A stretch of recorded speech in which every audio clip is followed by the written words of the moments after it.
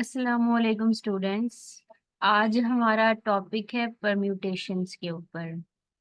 ये permutation probability and statics वाला नहीं है, ये परम्यूटेशन ग्रुप थ्योरी में यूज होता है। तो चलें बगैर टाइम वेस्ट किए लेक्चर को स्टार्ट करते हैं। तो सबसे पहले उसने यहाँ पर बताया है कि परम्यूटेशन क्या होता है। जैसा कि आप लोगों ने स्टैटिक्स में पढ़ा होगा कि परम्यूटेशन और कॉम्बिनेशन के बारे में, तो उसमें परम्यूटेशन ये होता है कि a permutation is an arrangement of an object. और फिर उसमें परम्यूटेशन का फॉर्मूला भी होता है एनपीआर के थ्रू हम जो है अपनी प्रॉब्लम्स को उसमें सॉल्व करते होते थे। बट यहाँ पे हम एनपीआर वाला फॉर्मूला यूज नहीं करेंगे, बल्कि हमारे पास एक सेट दिया होगा और हम उस सेट के ऊपर, जैसे ये सेट दिया हुआ है, इसके ऊपर एक मैपिंग डिफाइन करेंगे। और जब हम मैपिंग डिफाइन करेंगे तो हम अपनी मर्जी से कोई भी आर्बिट्रेरी मैपिंग या तो हमें गिवन होगी या हम ड्रा कर सकेंगे। और वो जो तरीकेकार होगा जिससे मैपिंग हुई थी, उस तरीके से जो भी हमारे पास रिजल्ट बनता जाएगा उसे हम परम्यूटेशन कहते हैं। या जैसे स्टैट में हम पढ़ते हैं कि a permutation is an arrangement of an object. तो अगर देखा जाए इसमें भी हम यही करते हैं। इसमें जो हमारे पास हम एक फंक्शन डिफाइन करते हैं, जब हम उसमें मैपिंग करते हैं तो जो हमारे पास एंड में रिजल्ट बन जाता है, तो हमने उसको एक खास तरीके से अरेंज किया। तो इसका मतलब परम्यूटेशन वो भी और इसकी भी डेफिनेशन तकरीबन सेम है, लेकिन क्योंकि सब्जेक्ट डिफरेंट हैं तो उस हिसाब से हमारा रिजल्ट निकालने का तरीकाकार थोड़ा सा चेंज हो जाता है। तो चलें अब हम बुक की तरफ आते हैं। बुक में इसकी क्या डेफिनेशन लिखी गई है और हम इसके हर स्टेप को और हर लाइन को अच्छे से डीपली पढ़ेंगे और समझेंगे कि वो क्या कहना चाह रहा है। तो पहले उसने कहा let S be a non empty set. तो सपोज किया कि एस मेरे पास क्या है, एक नॉन एम्पटी सेट, यानी सेट हम एम्पटी नहीं ले सकते। ये उसका बताने का मकसद ये है। अब एम्पटी का सेकंड नेम है नॉन वॉइड सेट। जैसे हमने पीछे पढ़ा था तो वो यहाँ पे नॉन वॉइड भी लिख सकता है। नेक्स्ट में उसने कहा है कि एनी वन वन ये onto mapping f function X to S is called a permutation और अ नॉन सिंगुलर ट्रांसफॉर्मेशन। तो अहम बात यहाँ पर आपने अभी क्या पढ़ी कि सबसे पहले तो आपने ये देखा कि ये जो आपके पास मैपिंग होती है परम्यूटेशन की, वो वन वन भी होती है एंड ऑन टू भी होती है। तो ये एक एमसीक्यूज भी बन सकता है कि परम्यूटेशन में मैपिंग क्या होती है, वन वन होती है, ऑन टू होती है, बोथ, या डी में नन ऑफ दिस, या वो मजीद और भी ऐड कर सकता है। तो आपने सबसे पहले तो आपको ये पता होना चाहिए कि मैपिंग बाइजेक्टिव भी हो सकती है, क्योंकि हमें पता है कि one one and onto के कॉम्बिनेशन को बाइजेक्टिव कहा जाता है। तो इस हिसाब से भी आपने उसको क्या करना है, याद रखना है। फिर आपको इसके डिफरेंट नेम भी पता थे कि ऑन टू को क्या कहा जाता है, वन वन को क्या कहा जाता है। इसका सेकंड नेम याद रखना कंपल्सरी है, क्योंकि मोस्टली जब एमसीक्यूज आता है तो उसने इसका सेकंड नेम ही दिया होता है कि ऑन टू को, जैसे कि आपको पता है, सब्जेक्टिव कहते हैं और वन वन को इंजेक्टिव। इस हिसाब से आपने उसके डिफरेंट नेम्स याद रखने हैं। तो उसने कहा ये जो हम मैपिंग डिफाइन करेंगे, और याद रखिएगा कि ये मैपिंग एस टू एस होगी, यानी जो आपको मेन सेट दिया है उससे उसी सेट के ऊपर डिफाइन होगी। सेट डिफरेंट नहीं होगा। तो ये भी एक इम्पॉर्टेंट बात है कि आपको ये पता होना चाहिए कि मैपिंग कौन से सेट से लेकर कौन से सेट के ऊपर आ रही है। हालांकि बहुत से स्टूडेंट्स इसको गौर से नहीं पढ़ते, बट ये चीज मैटर करती है, छोटी छोटी चीज मैटर करती है। और परम्यूटेशन का सेकंड नेम क्या है, नॉन सिंगुलर ट्रांसफॉर्मेशन। ये भी अहम बात है, क्योंकि हो सकता है आपको वो ये दे दे, यही पूछ ले वो आपसे कि in a non singular transformation mapping कौन सी होती है, यानी कि वो परम्यूटेशन के बजाय वर्ड दे दे नॉन सिंगुलर ट्रांसफॉर्मेशन का, फिर दे दे कि बाइजेक्टिव, इंजेक्टिव, या कुछ भी दे सकता है आपको कि वन वन भी दे सकता है, वन ऑन टू भी दे सकता है। तो इसका मतलब आपको ये भी पता होना चाहिए कि परम्यूटेशन का सेकंड नेम है non singular transformation. We shall use the notation A of S to denote the set of all permutation of S. तो उसने क्या कि परम्यूटेशन के लिए हम इसको इस तरीके से डिनोट करते हैं ए ऑफ एस। एस का मतलब जिस सेट के ऊपर अप्लाई हो रहा है, और ए उसने सिंपल उसको कोई भी अपनी मर्जी का नेम दे दिया। तो ये इसे वो किसके लिए यूज कर रहा है, परम्यूटेशन के लिए यूज कर रहा है। और वैसे आपने खुद भी पढ़ा होगा पहले कभी कि परम्यूटेशन के काफी डिफरेंट नोटेशंस है और काफी ज्यादा इसकी नोटेशंस यूज की जाती हैं। जब हम एडवांस अलजेब्रा में चले जाते हैं तो अक्सर जगह पे तो इसको सिग्मा ऑफ एक्स से भी डिनोट किया जाता है, या कभी कभी इसको कैपिटल एक्स भी लिख दिया जाता है। काफी सारे वेज है इसको लिखने के, परमुटेशन को। इसको पीएन भी काफी जगह पे लिखा जाता है और परमुटेशन को काफी जगह पर एसएन भी लिखा जाता है। तो ये हमारे राइटर पे डिपेंड करता है कि वो किस तरीके से बुक के अंदर एक म्यूटेशन यूज करता है, ठीक है। उसके बाद नेक्स्ट में हमारे पास आता है एक एग्जाम्पल है। इस एग्जाम्पल में हम देखते हैं कि वो क्या बात कर रहा है।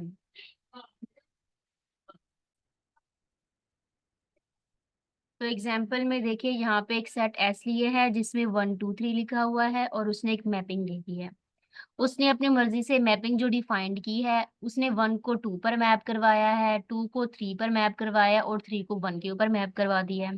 क्योंकि मुझे पता था, तो ये जो मैंने मैपिंग ले रही है ये 1 1 और ऑन टू होनी चाहिए। तो 1 1 की डेफिनेशन क्या थी कि every element of A has a unique image in B, यानी सिंगल सिंगल एलिमेंट्स के ऊपर मैपिंग होनी चाहिए। तो मैंने देखा डोमेन में कोई एलिमेंट रिपीट भी नहीं हो रहा, और मैपिंग यानी कि यहाँ पे भी एलिमेंट रिपीट नहीं होना चाहिए और इधर भी एलिमेंट रिपीट नहीं होना चाहिए। तो इसे कहते हैं 1 1 मैपिंग। तो ये 1 1 मैपिंग भी है। और ऑन टू में आपने क्या पढ़ा था?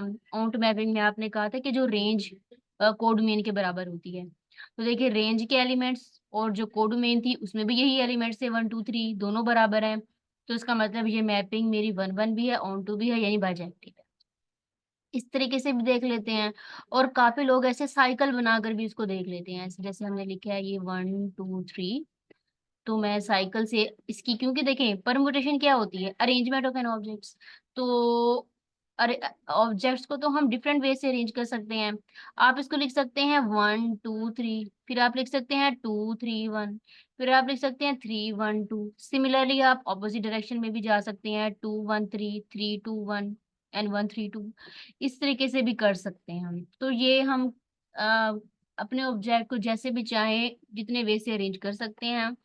इसका आगे फॉर्मूला भी हम पढ़ेंगे परम्यूटेशन का, कि इसको एन फैक्टोरियल, यानी कि इसमें नंबर ऑफ एलिमेंट्स होते हैं, ये भी इसका फॉर्मूला होगा।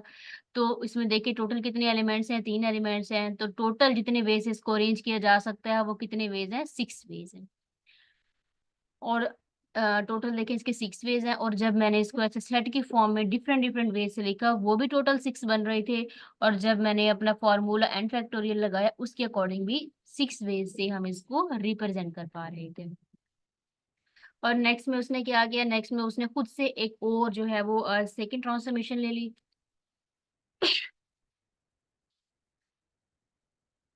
नेक्स्ट में उसने क्या किया? नेक्स्ट में उसने एक जो है वो खुद से सेकंड ट्रांसफॉर्मेशन ले ली है। उसने उसको जी कह दिया। असल में वो ये बताना चाह रहा है कि जैसे आपने एफ डिफाइन किया, आप उस तरीके से कोई भी ले सकते हो, आप जी भी डिफाइन कर सकते हो, जैसे भी आपका दिल करे, जैसे आपकी मर्जी हो।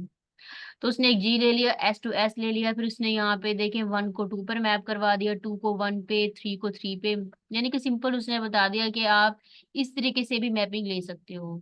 फिर उसने कहा then both f and g are permutations of S, और ये दोनों के दोनों परम्यूटेशंस हैं। उसने मैपिंग में सिंपल क्या कर दिया? बस एलिमेंट्स की जो रोटेशन थी वो चेंज कर दिया, बाकी तो हमारे पास कुछ भी नहीं हुआ। क्योंकि ये देखें, आप खुद माइंड में सोचे कि ये ऑन टू तो है। क्यों ऑन टू है? क्योंकि देखिए 2 1 और 3, यानी रेंज कोडोमेन के बराबर है। और दूसरा ये 1 2 पे मैप हो रहा है, 2 1 पे मैप हो रहा है और 3 3 पे मैप हो रहा है। मतलब सिंपल वे से उसने बस ये किया कि दोनों की जो मैपिंग थी वो यूनिक यूनिक बता दी, यानी रिपीटेशन अलाउ नहीं की उसने। यानी कि उसने एक तीर से दो पे वो नहीं लेगी, जैसे फंक्शन की डेफिनेशन है वैसे। तो इसका मतलब ये एफ जी मेरे पास क्या है? ये दोनों परम्यूटेशन है। फिर उसके बाद उसने सिंपल आगे एक डेफिनेशन दी है आइडेंटिटी मैप की। और आइडेंटिटी फंक्शन या आइडेंटिटी मैपिंग ये तो हम कब से पढ़ते आ रहे हैं। तो आइडेंटिटी को वो आई से रिप्रेजेंट उसने किया, और उसने कहा कि आई ऑफ एक्स हमारे पास एक्स के बराबर होता है, क्योंकि सेम एलिमेंट सेम पर चले जाते हैं। उसने क्या है? ये हमेशा परम्यूटेशन कहलाता है। तो जैसे हम कहते हैं कि 0 परम्यूटेशन होता है, 1 परम्यूटेशन है, तो आइडेंटिटी मैपिंग की डेफिनेशन आपको पता है कि सेम एलिमेंट सेम पर मैप करते हैं। तो याद रखिएगा हमेशा कि जो आइडेंटिटी मैपिंग है वो हमेशा परम्यूटेशन बनाता है। ये शॉर्ट एमसीक्यूज है और ये चीज यूनिवर्सली ट्रू है। तो इस वजह से हमेशा ये बात तो याद रखनी है कि identity mapping is always a permutation. फिर उसके बाद नेक्स्ट में उसने कुछ बातें बताई हैं कि साई और one one onto mapping implies, उसने क्या है कि अगर हम इस तरीके से कंपोजिशन करें फंक्शन की, वो वन वन और ऑन टू होगा, तो इस तरीके से फंक्शन हमारे पास परमुटेशन बनाएगा। और देखिए यहाँ पे उसी फॉर्मूले से 3 फैक्टोरियल = 6 करके, जैसे मैंने आपको बताया था अभी ऊपर करके, उसने इस वे से बता दिया कि हम टोटल नंबर ऑफ परम्यूटेशंस निकाल सकते हैं। उसके बाद ये पैराग्राफ इंपॉर्टेंट है जिसमें वो बात करता है इनफैक्ट की। In fact this particular S is also denoted by S3। वो कहता है कि ये जो आपके पास परम्यूटेशन है उसको ऐसे भी लिखा जा सकता है SN की फॉर्म में। एन को उसने वैसे यहाँ पे 3 लिया हुआ है, तो इस तरीके, वैसे आपको पता है कि SN को सिमेट्री ग्रुप कहा जाता है और N की वैल्यू सिमेट्री ग्रुप में चेंज होती रहती है। और आपको पता होगा, जिसने थोड़ी बहुत ग्रुप थ्योरी पढ़ी है तो उसको पता ही होगा कि सिमेट्री ग्रुप जो हमारे पास होता है, जिसको परमुटेशन ग्रुप भी कहा जाता है, आगे उसने शायद इसके नेम भी मेंशन किए हैं आई थिंक। हाँ जी, आगे उसने नेम भी बताए हुए हैं। तो जो ये जैसे हमारे पास सिमेट्री ग्रुप होता है, और सिमेट्री ग्रुप का जो ऑर्डर होता है वो हमेशा क्या होता है, n फैक्टोरियल होता है। ये भी हम आगे पढ़ते हैं, थोड़ा सा यहाँ पे देख लें। उसने कहा कि इस काला सिमेट्रिक ग्रुप ऑफ डिग्री 3, क्योंकि इसकी बेस में 3 लिखा हुआ है तो उसका मतलब इसकी डिग्री 3 है। तो एक बात आपने हमेशा याद रखनी है कि जो हमारे पास सिमेट्रिक ग्रुप होगा, वैसे उसने आगे भी लिखा हुआ है कि we have consider the set S having 3 elements, if the set S contain n elements we have a similar situation to get AS और SN, which would finally turn out to be a group to be called a symmetric group of degree n। यानी अगर base में n लिखा हुआ है तो उसकी जो डिग्री है वो हमेशा n कहलाएगी। तो S3 है उसकी डिग्री 3 है, S4 है उसकी डिग्री 4 है, S5 है उसकी डिग्री 5 है। लेकिन जब ऑर्डर की बात आएगी तो ऑर्डर हमेशा क्या होता है, फैक्टोरियल की फॉर्म में होता है। तो n हमेशा डिग्री होती है सिमेट्रिक ग्रुप की, और n फैक्टोरियल उसका ऑर्डर होता है। तो डिग्री ऑर्डर डिफरेंट चीज है, इसमें कंफ्यूज नहीं होना। डिग्री हमेशा बेस में लिखी होगी और ऑर्डर हर ग्रुप का डिफरेंट डिफरेंट ही होता है। तो S3 का ऑर्डर जो है हमारे पास वो 3 फैक्टोरियल है, सिंपल जनरल के लिए n फैक्टोरियल, और डिग्री हमेशा उसकी n कहलाती है। ये दो मेन बात है, बहुत इंपॉर्टेंट है, इसको तो जुबानी याद रख लें। उसके बाद नेक्स्ट में उसने हमें ये बात बताई है कि this groups are called permutation group और ट्रांसफॉर्मेशन ग्रुप। तो उसको परम्यूटेशन ग्रुप भी कहा जाता है और ट्रांसफॉर्मेशन ग्रुप भी कहा जाता है।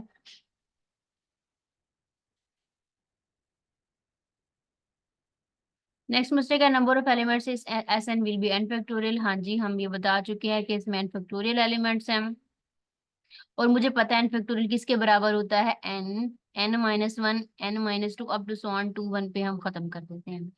फिर सिंपल यहाँ पे उसने असल में ना ये प्रूफ बताया हुआ है कि कैसे मेरे पास एक फंक्शन f है g है, मैं किस तरीके से उसकी कंपोजिशन कर सकती हूँ। बट ये जनरल चीज नहीं है, बल्कि उसने सिंपल एज अ थ्योरम के प्रूफ के तौर पे ये काम होगा। बट इतना आपने, आपको इससे इतना जो है वो लिंक नहीं है, इसके आपने करना क्या है। मजीद अभी हम परमुटेशन जब आएंगे तो उसको अभी सॉल्व भी करना सीखेंगे कि कैसे हम अपनी जो हमें परमुटेशन दी होती है उसको सॉल्व करके अपनी वैल्यूज का आंसर निकालते हैं। यहाँ पर वो एक अहम बात हमें बताता है ऑर्बिट एंड स्टेबलाइजर की। देखें, यहाँ पे मजीद एक इम्पोर्टेंट बात आई है। यहाँ पे देखें लिखा हुआ है ऑर्बिट की डेफिनेशन, व्हाट इज ऑर्बिट। तो जिसने एडवांस अलजेब्रा पढ़ा होगा, ये जिसने क्योंकि प्योर पढ़ी है तो उसको पता होगा कि ऑर्बिट स्टेबलाइजर एक थ्योरम होता है जो कि एडवांस अलजेब्रा में काम आता है हमारे पास। बट यहाँ पे आगे भी आएगा, अभी हम जाहिर बात है हम ये तकरीबन हाफ बुक तो हमने लाजमी ये पढ़नी है। तो इसमें अभी मॉडिफाइड अलजेब्रा भी आएगा, क्योंकि मैं खुद प्योर की हूँ तो मेरा इन चीजों के बारे में बहुत अच्छा कंसेप्ट है। तो अभी हम आगे जाएंगे, अभी हम ऑर्बिट स्टेबलाइजर पढ़ेंगे, पॉइसन थ्योरम पढ़ेंगे, काफी सारे अभी थ्योरम्स आएंगे। बट फिलहाल यहाँ पे जितना लिखा है अभी हम वो कर लेते हैं, क्योंकि हम सीक्वेंस से तरतीब से चल रहे हैं। तो मैं थोड़ा सा आपको यहाँ पे ऑर्बिट की डेफिनेशन समझाना चाहूंगी और इससे रिलेटेड एक एग्जाम्पल भी बताना चाहूंगी। यहाँ पर तो वैसे वो इक्विवेलेंस क्लास के लिए वर्ड यूज करता है, बट आपको सिंपल बताना चाहिए कि ऑर्बिट क्या होता है और स्टेबलाइजर होता क्या है और उसको निकालते कैसे। आपको बस बेसिक चीज पता होनी चाहिए कि होती क्या है, क्योंकि वो वहां पर भी एग्जाम्पल देते हैं, कोई एग्जाम्पल टाइप दी जाती है। तो जाहिर बात है आपको एटलीस्ट पहले उसकी डेफिनेशन तो आती हो कि सिंपल एग्जाम्पल को कैसे सॉल्व किया जाता है। तो खुद से मैंने सपोज कर लिया कि मेरे पास एक जी सेट है, इसके अंदर जो मेन बात आती है वो जी एक्स सेट की बात आती है। एक्स हमारे पास यूनिवर्सल सेट होता है, ठीक है। तो जो जी सेट है इसमें मैंने सपोज किया कि मेरे पास 3 एलिमेंट्स हैं, एक है 1, दूसरा है 2, तीसरा है 3। ठीक है, यूनिवर्सल सेट में मैंने 3 एलिमेंट्स ले लिए। अब मैंने एक जी सेट बनाना है। जी सेट क्या होता है? जी सेट असल में हमारा परम्यूटेशन का सेट होता है। तो जी सेट में मैं जो खुद से एलिमेंट्स मैंने ले लिए, मैंने क्या ले लिया? 1 ले लिया। आपको पता है कि 1 की मैपिंग 1 पे हो रही है, यानी ये आइडेंटिटी, एक तरीके का आइडेंटिटी ग्रुप है। नेक्स्ट में मैंने ले लिया यहाँ पर 1 2 एंड 3 ले लिया। ये सिंपल जो इसकी पॉसिबल परम्यूटेशंस है मैं वो लिख रही हूँ, ठीक है, इसमें कंफ्यूज मत होइएगा। नेक्स्ट में है 1 3 2, यानी जो मेरे पास S3 है, उसके उसकी जितनी पॉसिबल नंबर ऑफ परम्यूटेशंस बनती है मैं वो लिख रही हूँ सेट के अंदर। एक तो उसको 1 3 2 लिखा जाता है। दूसरा आपको पता है क्या होता है? एक होता है 1, ये आपने जबानें याद रखनी होती हैं, आपको ये चीज इधर ही याद कर ले, जबानें ये आगे भी बहुत काम आएंगी। पहले हमेशा 1 होता है, फिर 1 2 3, फिर 1 3 2। नेक्स्ट में होता है 1 2 एंड 1 3।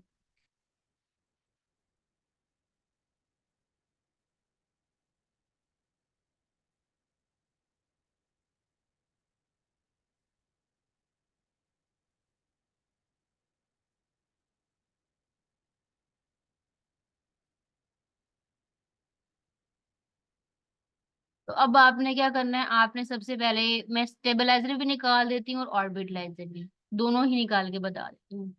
तो पहले मैं इसका क्या करती हूँ? स्टेबलाइजर निकाल लेती हूँ। तो स्टेबलाइजर को STAB लिखा जाता है, और नीचे बेस में छोटा सा G, मतलब जिसके अकॉर्डिंग हम निकाल रहे होते हैं वो लिखा जाता है।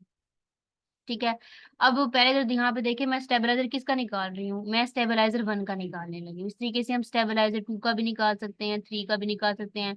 टोटल जितने एक्स में एलिमेंट्स हैं उतने का हमने क्या करना होता है? स्टेबलाइजर निकालना होता है। तो स्टेबलाइजर 1 का निकाल रही हूँ। तो स्टेबलाइजर का मतलब ये होता है कि आपने वो एलिमेंट्स लिखने होते हैं जो 1 पे ही मैपिंग दे रही हूँ। पहले सेट में देखें क्या ये 1 पर मैपिंग दे रहा है? हाँ जी, 1 के नीचे 1 आ रहा है, तो यानी मैपिंग 1 पे हो रही है। तो इसका मतलब ये जो मेरे पास सेट है 1, ये मेरे स्टेबलाइजर 1 के सेट के अंदर इंक्लूड हो जाए। अब नेक्स्ट 1 2 3 है, इसमें 1 किस पर मैप कर रहा है? 2 पर मैप कर रहा है। इसका मतलब मुझ मैं ये नहीं ले सकती, मैंने वो लेना है जिसमें 1 1 पर ही मैप करे। अब क्या मैं 1 3 2 ले सकती हूँ? नहीं, क्योंकि 1 किस पे मैप कर रहा है? 3 पर मैप कर रहा है, इसका मतलब ये नहीं ले सकती। अब 1 2 लिखा है, नहीं मैं ये भी नहीं ले सकती, इसमें 1 भी 2 पे मैप कर रहा है, इसमें 1 3 पे मैप कर रहा है, मैं ये नहीं ले सकती। ये है 2 3, इसका मतलब 2 3 पे मैप कर रहा है, 3 2 पे मैप कर रहा है, और 1 यहाँ मौजूद नहीं है, यानी 1 आइडेंटिटी है, तो इसका मतलब 1 किस पर मैप कर रहा है? 1 1 पर मैप कर रहा है। तो इसका मतलब यहाँ सेट में मेरे पास 2 3 आ जाएगा। तो इसका मतलब जो स्टेबलाइजर मेरे पास 1 का है, उसमें कितने एलिमेंट्स हैं? उसमें सिर्फ और सिर्फ 2 हमने सेट लिख लिए। सिमिलरली अब मैं किसका निकाल सकती हूँ स्टेबलाइजर? अब मैं 2 का निकालना चाह रही हूँ। तो 2 में आप कैसे लिखोगे? आपने वो वाले एलिमेंट्स लेने हैं जिसमें 2 2 पर मैप करें। तो ये तो सिंपल मेरे पास किसका सेट है? 1 का सेट है, और जाहिर बात है इसका मतलब इसमें 2 3 मिसिंग है, तो इसका मतलब 2 2 पर ही मैप कर रहा है और 3 3 पर मैप कर रहा है। क्योंकि ये आइडेंटिटी है, तो आइडेंटिटी में 1 1 पर मैप करता है, 2 2 पर, 3 3 पर मैप करता है। तो इसका मतलब इसमें 2 2 पे मैप कर रहा है, इसका मतलब ये लाजमी आएगा। अब मैं 2 की निकाल रही हूँ, इसमें 2 3 पे मैप कर रहा है, इसका मतलब ये नहीं आएगा। इसमें 1 3 2 है, इसमें 2 किस मैप कर रहा है? 3 पर, मैं ये नहीं ले सकती। मैंने कौन सा लेना है? मैंने वो लेना है जिसमें मेरे पास कौन किस पर मैप करे? 2 2 पर मैप करे। तो इसमें 2 1 पे मैप कर रहा है, मैं ये नहीं ले सकती। बट यहाँ पे मैंने देखा कि इसमें 2 नहीं लिखा हुआ, इसका मतलब 2 आइडेंटिटी है, 2 2 पर मैप कर रहा है, तो इसका मतलब ये भी आ जाएगा स्टेबलाइजर ऑफ 2 के अंदर, और सिर्फ ये आएगा, यानी ये दो इसके अंदर आ जाएंगे ट्रांसपोजिशंस। उसके बाद नेक्स्ट में अब 3 की बारी है। 3 में देखना है कि 3 3 पर मैप करना चाहिए, ये तो वैसे आइडेंटिटी ये आ जाएगा। इसमें भी 3 डिफरेंट डिफरेंट में मैप कर रहा है। 3 देखें, इसमें देख लें 1 2 में, इसमें 3 नहीं लिखा हुआ, इसका मतलब 3 3 पर मैप कर रहा है, तो इसका मतलब यह है कि ये भी आ जाएगा इसके अंदर, और आइडेंटिटी, यानी दो जो है वो 3 के स्टेबलाइजर है। तो अब हमने ऑर्बिटलाइजर निकालने हैं। ऑर्बिटलाइजर में क्या होता है? ऑर्बिटलाइजर, अब ऑर्बिटलाइजर को मोस्टली ORB भी लिखा जाता है, या O(1) भी अक्सर लिख देते होते हैं। ये आर भी लिख देते हैं ताकि डिफरेंट पता चल जाए कि हम ये जो है ऑर्डर की बात नहीं कर रहे, ये ऑर्बिटलाइजर की बात कर रहे हैं। तो ऑर्बिटलाइजर 1 के लिए क्या करना होता है? अब देखिएगा, अब आपने 1 के नीचे जितने भी एलिमेंट्स आ रहे हैं, आपने उनको उठा के इस सेट के अंदर लिख देना। तो पहले वाले में देखें, 1 के नीचे क्या आता है? 1 1 पर मैप करता है, तो यानी 1 के नीचे जो भी मैपिंग का एलिमेंट्स आ रहा है आपने वो लिख देना। अब 1 के नीचे यहाँ पर क्या मैप कर रहा है? 2 मैप कर रहा है, तो इसका मतलब है यहाँ पे 2 लिख। सिमिलरली 1 के नीचे क्या मैप कर रहा है? 3 मैप कर रहा है, तो मैं यहाँ पर 3 भी लिख दूंगी। यहाँ वन के नीचे क्या मैप कर रहा है, टू मैप कर रहा है, बट टू मैं ऑलरेडी लिख चुकी हूँ क्योंकि मुझे पता है कि सेट में डिस्टिंक्ट एलिमेंट्स आते हैं, तो मैं टू को दो बार रिपीट नहीं कर सकती। पर इसमें मैंने देखा टू टू पर मैप कर रहा है, टू मैंने ऑलरेडी यूज कर लिया। जहाँ पे देखा टू थ्री पे मैप कर रहा है, थ्री मैंने ऑलरेडी यूज कर लिया क्योंकि एलिमेंट डिस्टिंक्ट होते हैं सेट में, तो इसका मतलब टोटल कितने आ जाएंगे इसमें, वन टू थ्री। सिमिलरली अगर मैं टू का निकालना चाहूँ ऑर्बिटलाइजर, तो ये देखिए आइडेंटिटी है, तो टू टू पे मैप कर रहा है, तो इसका मतलब सेट में क्या आ जाएगा, टू आ जाएगा। सिमिलरली टू के नीचे थ्री मैप कर रहा है, तो इसका मतलब थ्री यहाँ पे आ जाएगा। और टू का निकाल रही थी, टू के नीचे यहाँ पे थ्री मैप है, थ्री मैंने ऑलरेडी यूज कर लिया। इधर थ्री के नीचे थ्री मैप कर रहा है, वो मैंने ऑलरेडी यूज कर लिया। थ्री के नीचे क्या वन मैप कर रहा है, तो इसका मतलब इस सेट में अब क्या आ जाएगा, यहाँ पर वन आ जाएगा। तो ये किसका ऑर्बिटलाइजर है, ये टू का ऑर्बिटलाइजर है। तो सिमिलरली थ्री का भी ऑर्बिटलाइजर निकाल लूंगी, वो भी वन टू थ्री ही आएगा। तो मतलब तीनों में जो आंसर है, तीनों ऑर्बिटलाइजर का सेम आ रहा है, यानी किसके बराबर आ रहा है, यूनिवर्सल सेट एक्स के इक्वल आ रहा है। तो ये सिंपल ऑर्बिटलाइजर और स्टेबलाइजर निकालने का मेथड है।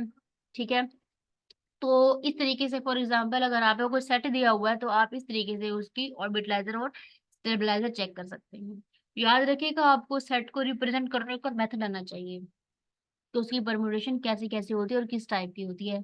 मेन चीज यहाँ पर बस ये मैटर करती है, और ये चीज आपको जो क्या करनी है, याद रखनी पड़ेगी, ऐसे आपसे सिंपल नहीं होगी हल।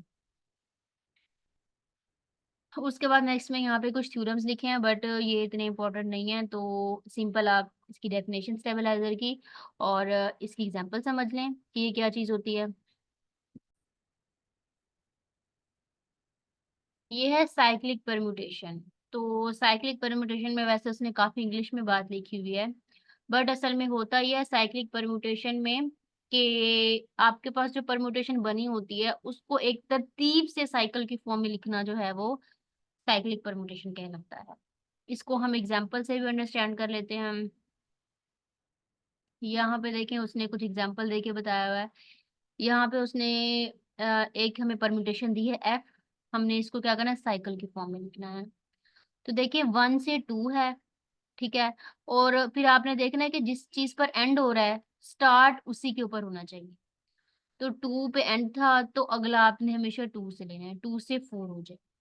ठीक है, अब ये फोर पे एंड है, तो उसका मतलब अगले का स्टार्ट किस पे होना चाहिए, फोर पे होना चाहिए। तो देखिए ये है फोर वाली, ठीक है, फोर का एंड किस पे हो रहा है, वन पे हो रहा है। तो अब आपको वन वाली चाहिए, लेकिन वन वाली आप ऑलरेडी यूज कर चुके हैं यहाँ पे। तो इसका मतलब इसका इनिशियल पॉइंट और इसका फाइनल पॉइंट सेम है।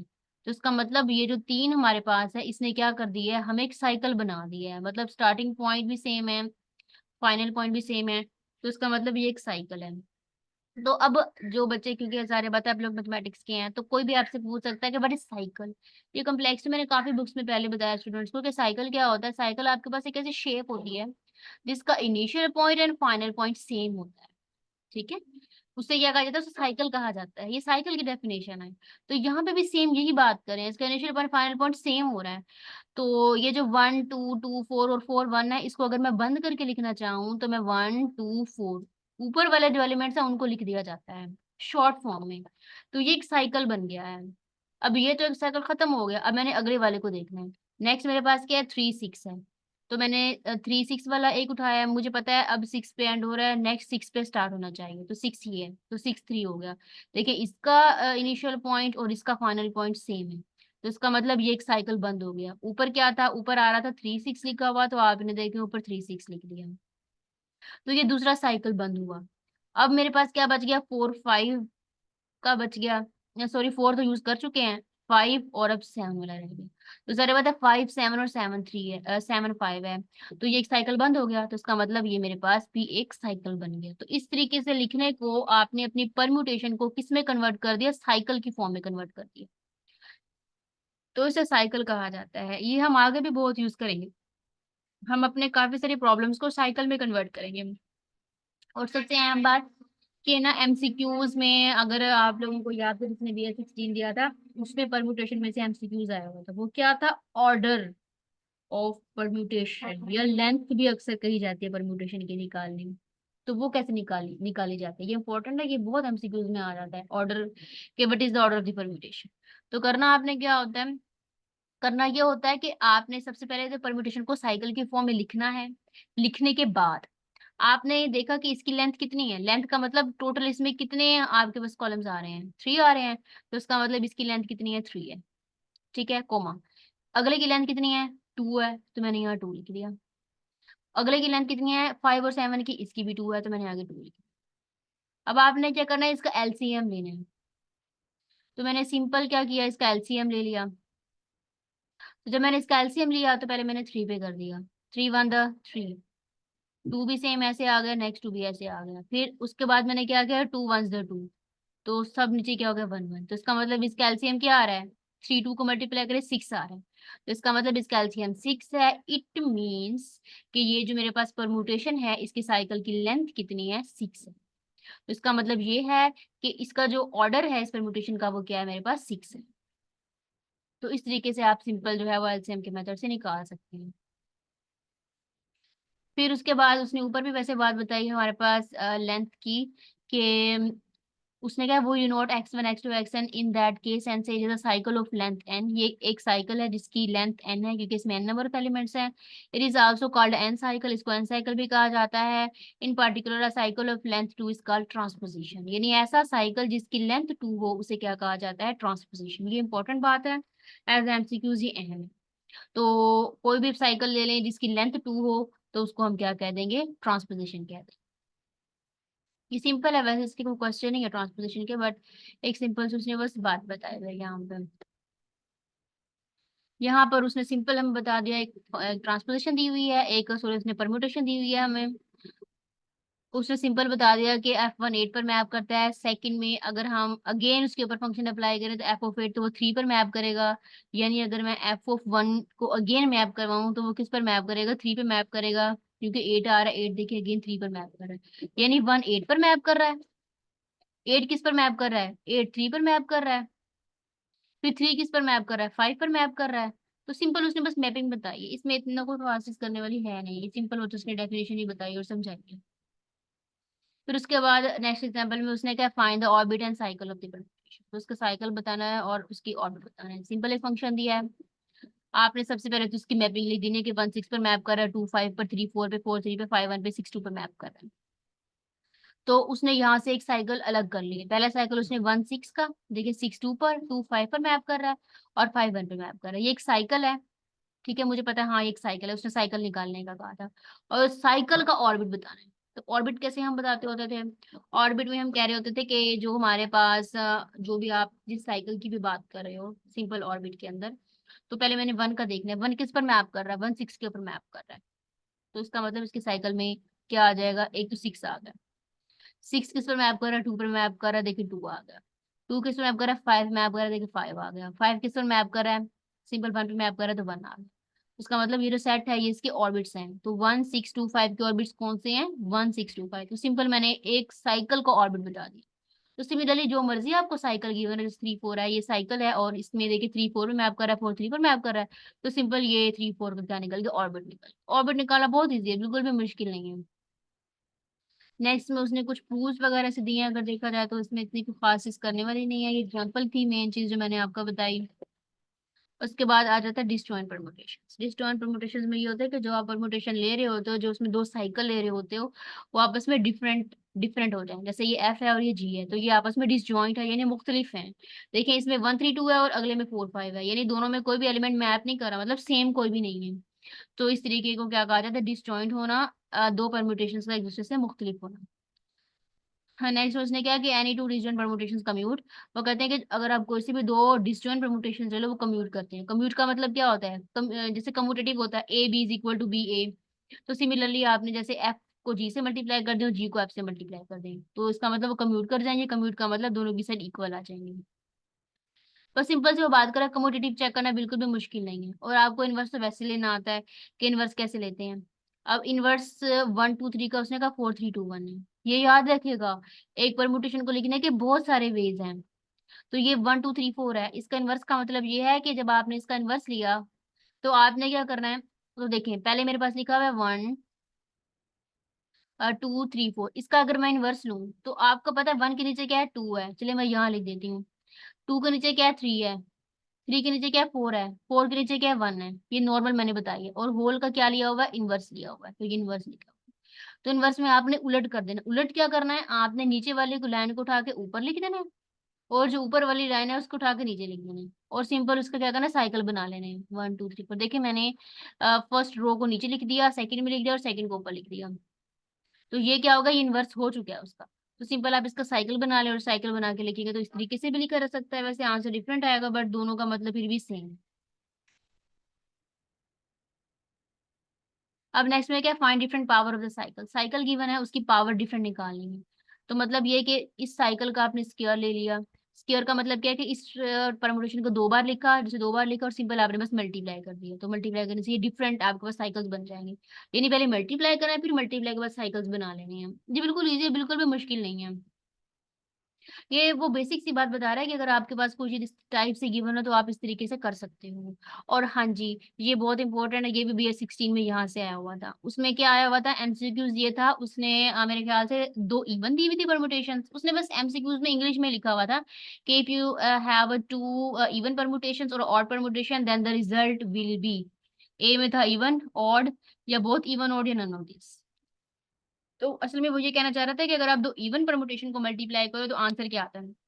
तो सारे वाले 2 इवन को मल्टीप्लाई करेंगे तो आंसर इवन आएगा, और अगर 2 ओड को मल्टीप्लाई करोगे तो आंसर फिर भी इवन आएगा। कैसे, कुछ सोचें। आपको पता है प्लस जो होता है, मैं आपको हिंट दे रही हूँ, तरीका बता रही हूँ कि आप इस तरीके से याद रख सकते हो। आपको पता है कि जमा क्या होता है, इवन होता है, और माइनस क्या होता है, ऑड होता है। तो दो जब माइनस माइनस माइनस माइनस हमेशा क्या होता है, जमा होता है। तो इसका मतलब ओड में जब ओड को ओड से मल्टीप्लाई करो तो आंसर हमेशा क्या आता है, इवन आएगा। और जमा इवन की सेंस में यूज होता है। तो मैं सिंपल आपको बस ये तरीका बता रही हूँ कि आप इस तरीके से याद रख सकते हो इवन ऑड के मेथड से। ये जमा जमा जमा होता है, तो इसका मतलब इवन को इवन से मल्टीप्लाई करो, इवन आएगा।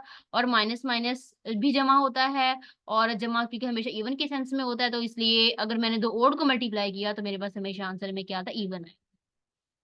तो उसने यहाँ पर इवन ऑड परमुटेशन की बात की। उसने क्या, the product of 2 even permutation is even and the sum of even is even. The product of 2 odd permutation is even. देखिए इवन हो गया, और sum of 2 odd is even. The product of even and odd, लेकिन अगर हम जमा और minus दोनों को मल्टीप्लाई करें तो आंसर माइनस आएगा, और माइनस हमेशा ऑड सेंस में ही लिया जाता है। इसका मतलब कि अगर आप 2 इवन ऑड परमुटेशन को मल्टीप्लाई करें तो आंसर हमेशा ऑड आएगा। तो ये शॉर्ट मेथड है, जिसे आप याद रख सकते हो। और दूसरा ये बात इंपॉर्टेंट है कि identity permutation is always even permutation. Identity हमेशा इवन परम्यूटेशन कहलाता है, ये बात यूनिवर्सली ट्रू है। तो अब बहुत सारे स्टूडेंट्स पूछेंगे कि इवन परम्यूटेशन और परम्यूटेशन क्या होता है, तो मैं इसका बता दूं। ये परम्यूटेशन लिखी है, आपने इसको साइकिल की फॉर्म में लिख देना है।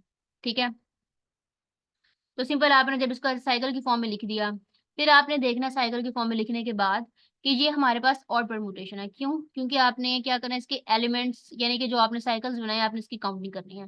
1 2 3 4 5। तो साइकिल्स कितने की तादाद ऑड है, तो साइकिल्स की तादाद अगर ऑड है तो इसे ऑड परम्यूटेशन कहा जाता है। लेकिन अगर साइकिल की तादाद इवन हो तो उसे इवन परम्यूटेशन कहा जाता है, कोई इवन नंबर हो। तो सिंपल यानी साइकिल्स की काउंटिंग के अकॉर्डिंग हम कह सकते हैं कि वो हमारे पास इवन परम्यूटेशन है या ऑड परम्यूटेशन है। ये सिंपल सी बिल्कुल बेसिक सी बात है, बिल्कुल भी मुश्किल नहीं है। ये बात है, मैं show that a cycle of even length is an odd permutation.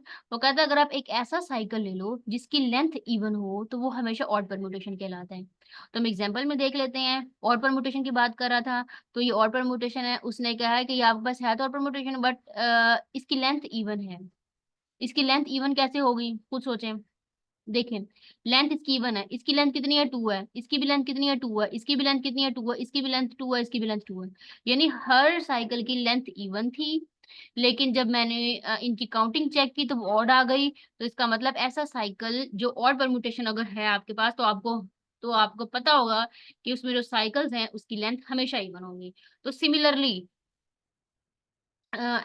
ठीक है, and a cycle of odd length and a cycle of odd length is an even permutation. और एक आप ऐसा साइकिल ले लो जिसकी लेंथ ऑड है, वो हमेशा क्या होता है, एक इवन परम्यूटेशन बनाता है।